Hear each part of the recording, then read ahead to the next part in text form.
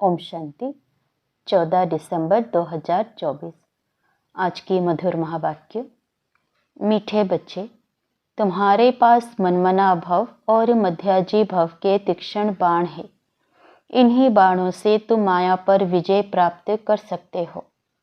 प्रश्न: बच्चों को बाप की मदद किस आधार पर मिलती है? बच्चे बाप की शुक्रिया किस रूप से मानते हैं? उत्तर: जो बच्चे जितना बाप को प्यार से याद करते उतना बाप की मदद मिलती है। प्यार से बातें करो, अपना कनेक्शन ठीक रखो, श्रीमत पर चलते रहो तो बाप मदद करता रहेगा। बच्चे बाप की शुक्रिया मानते। बाबा, आप परमधाम से आकर हमें पतित से पावन बनाते हो। आपसे हमें कितना सुख मिलता है। प्यार में आंसू भी आ जाते हैं। ओम शांति। बच्चों को सबसे प्रिय है माँ और बाप, और माँ बाप को फिर बच्चे हैं बहुत प्रिय। अब बाप जिसको तुम्हें वो माताश्च पिता कहते हैं, लौकिक माँ बाप को तो कोई ऐसे कह ना सके। यह महिमा है जरूर, परंतु किसकी है यह कोई नहीं जानते। अगर जाने तो वहाँ चला जाए और बहुतों को ले जाए, परंतु ड्रामा की भावी ही ऐसी है। जब ड्रामा पूरा होता है तब ही आते हैं। आगे मूवी नाटक होते थे। जब नाटक पूरा होता था तो सभी एक्टर स्टेज पर खड़े हो जाते थे। यह भी बेहद का बड़ा नाटक है। यह भी सारा बच्चों की बुद्धि में आना चाहिए। सतयुग, त्रेता, द्वापर, कलयुग, यह सारी सृष्टि का चक्र है। ऐसे नहीं मूल वतन सूक्ष्म वतन में चक्र फिरता है। सृष्टि का चक्र यहाँ ही फिरता है। गाया भी जाता है एक ओंकार सतनाम। यह महिमा किसकी है? भल ग्रंथ में भी सिख लोग महिमा करते हैं। गुरु नानक वाच, अब एक ओंकार, यह तो उस एक निराकार परमात्मा की ही महिमा है। परंतु यह लोग परमात्मा की महिमा को भूल गुरु नानक की महिमा करने लगते हैं। सद्गुरु भी नानक को समझ लेते हैं। वास्तव में सृष्टि पर में महिमा जो भी है उस एक की ही है और कोई की महिमा है नहीं। अभी देखो, ब्रह्मा में अगर बाबा की प्रवेशता नहीं होती तो यह कौड़ी तुल्य है। अभी तुम कौड़ी तुल्य से हीरे तुल्य बनते हो। परमपिता परमात्मा द्वारा अब है पतित दुनिया ब्रह्मा की रात्रि। पतित दुनिया में जब बाप आते हैं और जो उनको पहचान लेते हैं वह उन पर कुर्बान जाते हैं। आज की दुनिया में तो बच्चे भी धुंधकारी बन पड़ते हैं। देवताएं कितने अच्छे थे, अभी वह पुनर्जन्म लेते लेते तमो प्रधान बन गए हैं। सन्यासी भी पहले बहुत अच्छे थे, पवित्र थे, भारत को मदद देते थे। भारत में अगर पवित्रता ना हो तो काम चिता पर जल जाए। सतयुग में काम कटारी होती नहीं। इस कलयुग में सब काम चिता के कांटों पर बैठे हुए हैं। सतयुग में तो ऐसे नहीं कहेंगे, वहाँ यह पॉइजन होता नहीं। कहते हैं ना, अमृत छोड़ विष काहे को खाए। विकारी को ही पतित कहा जाता है। आजकल मनुष्य तो देखो 10-12 बच्चे पैदा करते रहते हैं, कोई कायदा ही नहीं रहा है। सतयुग में जब बच्चा पैदा होता है तो पहले से ही साक्षात्कार होता है। शरीर छोड़ने के पहले भी साक्षात्कार होता है कि हम यह शरीर छोड़ जाकर बच्चा बनूंगा, और एक बच्चा ही होता है, जास्ती नहीं। लो मुजीब चलता है, वृद्धि तो होनी ही है जरूर, परंतु वहाँ विकार होता नहीं। बहुत पूछते हैं तब वहाँ पैदाइश कैसे होती है? बोलना चाहिए वहाँ योग बल से सब काम होता है। योग बल से ही हम सृष्टि की राजाई लेते हैं। बाहुबल से सृष्टि की राजाई नहीं मिल सकती है। बाबा ने समझाया है, अगर क्रिश्चियन लोग आपस में मिल जाएं तो सारी सृष्टि का राज्य ले सकते हैं, परंतु आपस में मिलेंगे ही नहीं। लो नहीं कहता, इसलिए 2 बिल्ले आपस में लड़ते हैं तो माखन तुम बच्चों को मिल जाता है। श्री कृष्ण के मुख में माखन दिखाया है, यह सृष्टि रूपी माखन है। बेहद का बाप कहते हैं, यह योग बल की लड़ाई शास्त्रों में गाई हुई है, बाहुबल की नहीं। उन्होंने फिर हिंसक लड़ाई शास्त्रों में दिखा दी है। उनसे अपना कोई संबंध नहीं है। पांडवों कौरवों की लड़ाई है नहीं। यह अनेक धर्म 5000 वर्ष पहले भी थे, जो आपस में लड़कर विनाश हुए।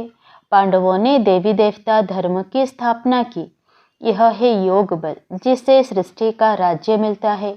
माया जीत जगत जीत बनते हैं। सतयुग में माया रावण होता नहीं, वहाँ थोड़े ही रावण का भूत बनाकर जलाएंगे। भूत व चित्र कैसे कैसे बनाते हैं, ऐसा कोई दैत्य व असुर होता नहीं। यह भी नहीं समझते 5 विकार स्त्री के हैं और 5 विकार पुरुष के हैं। उनको मिलाकर 10 शीश वाला रावण बना देते हैं, जैसे विष्णु को भी 4 भुजाएं देते हैं। मनुष्य तो यह कॉमन बात भी समझते नहीं है, बड़ा रावण बनाकर जलाते हैं। मोस्ट बिलव्ड बच्चों को अभी बेहद का बाप समझाते हैं। बाप को बच्चे हमेशा नंबरवार प्यारे होते हैं। कोई तो मोस्ट बिलव्ड भी हैं, तो कोई कम प्यारे भी हैं। जितना सिकिलधा बच्चा होगा, उतना जास्ती लव होगा।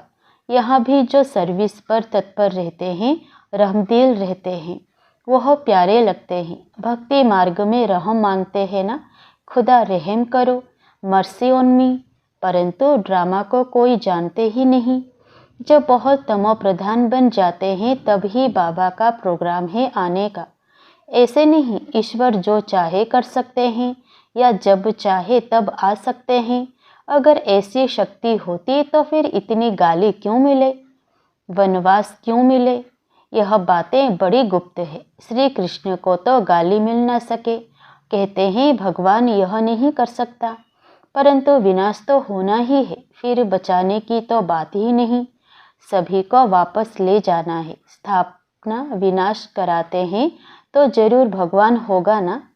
परमपिता परमात्मा स्थापना करते हैं, किसकी?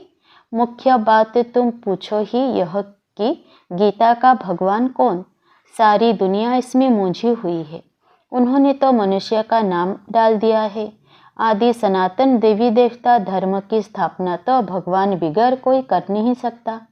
फिर तुम कैसे कहते हो श्री कृष्ण गीता का भगवान है? विनाश और स्थापना कराना किसका काम है? गीता के भगवान को भूल गीता को ही खंडन कर दिया है। यह बड़े ते बड़ी भूल है। दूसरा, फिर जगन्नाथपुरी में देवताओं के बड़े गंदे चित्र बनाए हैं। गवर्नमेंट की मना है गंदे चित्र रखने की, तो इस पर समझाना चाहिए। इन मंदिरों पर कोई की बुद्धि में यह बातें आती नहीं है। यह बातें बाप ही बेट समझाते हैं। देखो बच्चियां कितना प्रतिज्ञा पत्र भी लिखती हैं, खून से भी लिखती। एक कथा भी है ना, श्री कृष्ण को खून निकला तो द्रौपदी ने अपना चीर फाड़ कर बांध दिया। यह लव है ना, तुम्हारा लव है शिव बाबा के साथ। इनका व ब्रह्मा का खून निकल सकता है, इनको दुख हो सकता है, लेकिन शिव बाबा को कभी दुख नहीं हो सकता, क्योंकि उनको अपना शरीर तो है नहीं। श्री कृष्ण को अगर कुछ लगे तो दुख होगा ना, तो उनको फिर परमात्मा कैसे कह सकते? बाबा कहते मैं तो दुख सुख से न्यारा हूँ। हाँ, बच्चों को आकर सदा सुखी बनाता हूँ। सदा शिव गाया जाता है। सदा शिव सुख देने वाला कहते हैं। मेरे मीठे मीठे सिकिलधे बच्चे जो सपूत हैं, ज्ञान धारण कर पवित्र रहते हैं, सच्चे योगी और ज्ञानी रहते हैं, वह मुझे प्यारे लगते हैं। लौकिक बाप के पास भी कोई अच्छे कोई बुरे बच्चे होते हैं। कोई कुल को कलंक लगाने वाले निकल पड़ते हैं, बहुत गंदे बन जाते हैं। यहाँ भी ऐसे हैं। आश्चर्यवत बच्चा बनंती सुनंती कथंती फिर फार्गति देवंती। इसीलिए ही निश्चय पत्र लिखवाया जाता है, तो वह लिखत फिर सामने दी जाएगी। ब्लड से भी लिख कर देते हैं, ब्लड से लिख कर प्रतिज्ञा करते हैं। आजकल तो कसम भी उठवाते हैं, परंतु वह है झूठा कसम। ईश्वर को हाजिर नाजिर जानना अर्थात यह भी ईश्वर है। मैं भी ईश्वर कसम उठाता हूँ। बाप कहते हैं अभी तुम प्रैक्टिकल में हाजिर नाजिर जानते हो। बाबा इन आँखों रूपी खिड़कियों से देखते हैं। यह पराया शरीर है, लोन पर लिया है। बाबा किराएदार है, मकान को काम में लाया जाता है ना, तो बाबा कहते हैं मैं तन का काम ले आता हूँ। बाबा इन खिड़कियों से देखते हैं। हाजिर नाजिर है। आत्मा जरूर ऑर्गन से ही काम लेगी ना। मैं आया हूँ तो ज़रूर सुनाऊंगा ना। ऑर्गन्स यूज करते हैं तो ज़रूर किराया भी देना पड़ेगा। तुम बच्चे इस समय नर्क को स्वर्ग बनाने वाले हो। तुम रोशनी देने वाले हो, जागृत करने वाले हो। और तो सब कुंभकर्ण की नींद में सोए पड़े हैं। तुम माताएं जागती हो, स्वर्ग का मालिक बनाती हो। इसमें मेजॉरिटी माताओं की है, इसलिए वंदे मातरम कहा जाता है। भीष्म पितामह आदि को भी तुमने ही बाण मारे हैं। मनमना भव, मध्याजी भव का बाण कितना सहज है। इन्हीं बाणों से तुम माया पर भी जीत पा लेते हो। तुम्हें एक बाप की याद, एक की श्रीमत पर ही चलना है।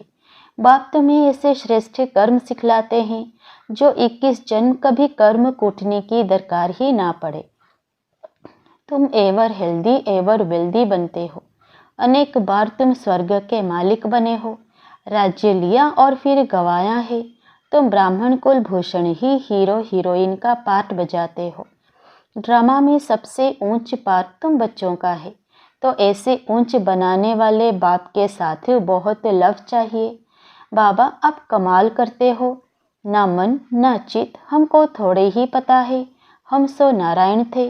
बाबा कहते हैं तुम सो नारायण अथवा सो लक्ष्मी देवी देवता थे। फिर पुनर्जन्म लेते लेते असुर बन गए हो। अभी फिर पुरुषार्थ कर वर्षा पाओ। जितना जो पुरुषार्थ करते हैं साक्षात्कार होता रहता है। राजयोग एक बाप ने ही सिखलाया था।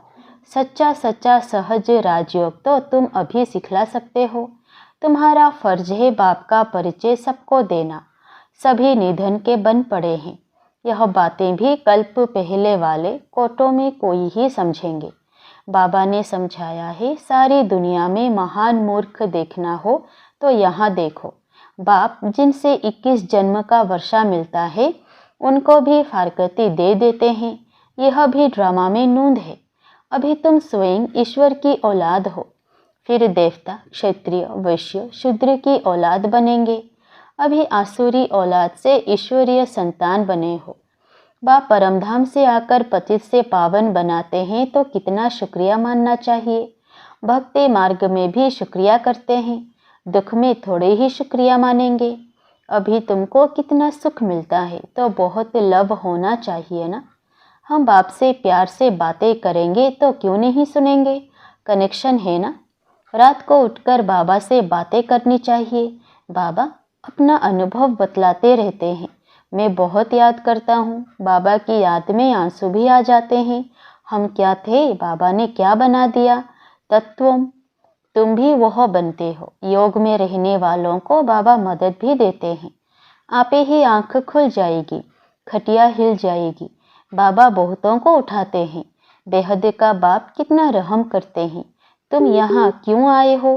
कहते हो बाबा भविष्य में श्री नारायण को वरने की शिक्षा पाने आए हैं, अथवा लक्ष्मी को वरने लिए यह इम्तिहान पास कर रहे हो। कितना वंडरफुल स्कूल है, कितनी वंडरफुल बातें हैं। बड़े ते बड़ी यूनिवर्सिटी है, परंतु गॉडली यूनिवर्सिटी नाम रखने नहीं देते हैं। एक दिन जरूर मानेंगे, आते रहेंगे, कहेंगे बरोबर कितनी बड़ी यूनिवर्सिटी है। बाबा तो अपने नैनों पर बिठाकर तुमको पढ़ाते हैं, कहते हैं तुमको स्वर्ग में पहुंचा देंगे। तो ऐसे बाबा से कितनी बातें करनी चाहिए। फिर बाबा बहुत मदद करेंगे। जिनके गले घुटे हुए हैं उनका ताला खोल देंगे। रात को याद करने से बहुत मज़ा आएगा। बाबा अपना अनुभव बतलाते हैं। मैं कैसी बातें करता हूँ अमृत वेले। बाप बच्चों को समझाते हैं, खबरदार रहना, कुल को कलंकित नहीं करना। 5 विकार दान में दे, फिर वापस नहीं लेना। अच्छा, मीठे मीठे सिकिलधे बच्चों प्रति माता पिता बाप दादा का याद प्यार और गुड मॉर्निंग। रूहानी बाप की रूहानी बच्चों को नमस्ते। धारणा के लिए मुख्य सार पहला, बाप का प्रिय बनने के लिए रहमदिल बन सर्विस पर तत्पर रहना है। सपूत आज्ञाकारी बन सच्चा योगी व ज्ञानी बनना है। दूसरा, अमृत वेले उठ बाप से बहुत मीठी मीठी बातें करना है। बाप का शुक्रिया मानना है। बाप के मदद का अनुभव करने के लिए मोस्ट विलव्ड बाप को बड़े प्यार से याद करना है। वरदान, सदा उमंग उत्साह में रहो, मन से खुशी के गीत गाने वाले अविनाशी खुश नसीब भवो। आप खुश नसीब बच्चे अविनाशी विधि से अविनाशी सिद्धियां प्राप्त करते हो। आपके मन से सदा वाह वाह की खुशी के गीत बजते रहते हैं। वाह बाबा, वाह तकदीर, वाह मीठा परिवार, वाह श्रेष्ठ संगम का सुहावना समय। हर कर्म वाह वाह है, इसलिए आप अविनाशी खुश नसीब हो। आपके मन में कभी वाई व क्यों में नहीं आ सकता। वाई के बजाय वाह वाह और आई के बजाय बाबा बाबा शब्द ही आता है। स्लोगन: जो संकल्प करते हो उसे अविनाशी गवर्नमेंट की स्टैंप लगा दो तो अटल रहेंगे। जो संकल्प करते हो उसे अविनाशी गवर्नमेंट की स्टैंप लगा दो तो अटल रहेंगे। ओम शांति।